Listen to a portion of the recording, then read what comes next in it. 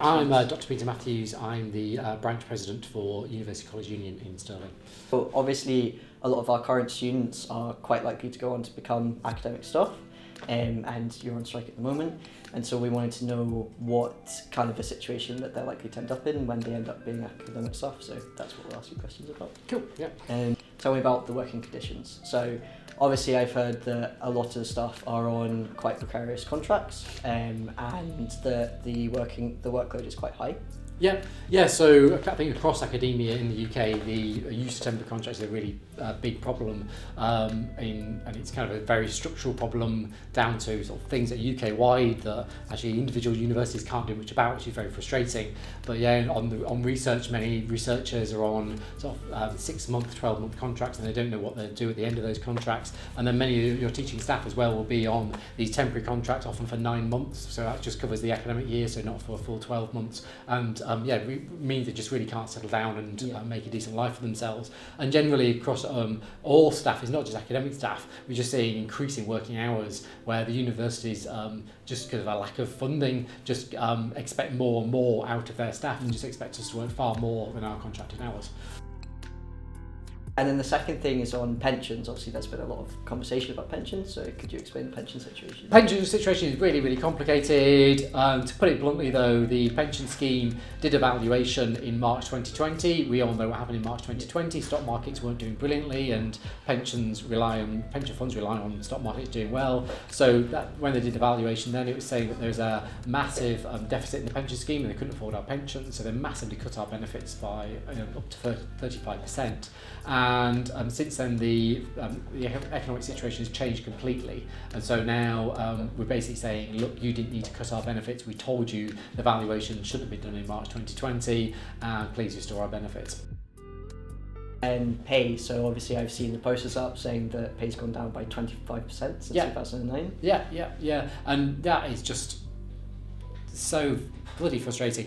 I started off as an academic in 2011. I've never ever had a pay rise, a proper pay rise that was above inflation. So we were given a 3% pay rise in August, but then even back in August, inflation was 5%. Inflation now is 10%. So we've just seen our pay just fall year on year because of that. They're just not giving us a pay rise, and you can see that across the economy now, and that's why we are striking now, is because actually, the companies are just keeping all the profits for themselves and they're not paying the workers properly.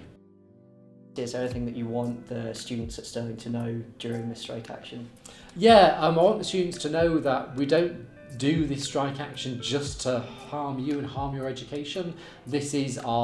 It's like we always take strike action. It's a really, really difficult thing to do. It's the last thing we do. We have tried to negotiate with employers, but they walked away from negotiations. The reason why we're striking now is to bring them back to negotiations. So if you do feel like this is having a big impact on your education, I really encourage you to get onto the university and get them to push the employers back to negotiations, and then we can end this strike action very, very quickly. I think also something that's quite important is that a lot of students for some reason aren't aware that you're not paid while you're on strike. Yep. So a massive hit on our salaries through this. Ultimately, this is a question about the future of education. It's a question about who controls our education, who benefits from our education, and how the workers in that education system should be treated. I mean, the workers represented by the UCU have had their pay cut versus inflation 25% since 2009. They're on casualised contracts, which for a lot of them means they don't know where they're going to be living, never mind working, in 6 months' time. And their pension has been completely eroded by false valuations carried out by their pension scheme. What's so important for us to do is stand with them in their fight against this, because they're not taking this lying down. They're not simply accepting the idea that they deserve to be treated this badly. They're standing up and they're fighting back through the only way that workers in Britain can take action and stand up and fight back, and that's through their union and through strike action. So there are 4 main things that you can do. First, go to the picket lines and support your lecturers. Don't attend your classes unless you need to. for whatever reason, if it's because you're being capped or a visa requirement. Third thing is send out solidarity emails. So you can find the templates for these on the Stirling Solidarity Space Instagram. And lastly, join the students organizing in solidarity. This is not a requirement, but it is a really nice thing to do.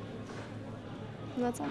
So, on the 30th, next Wednesday, we'll be having a teach out and a film screening of Pride. So make sure to come along, check the Stirling Solidarity Space Instagram for the times, and hope to see you there. Bye-bye.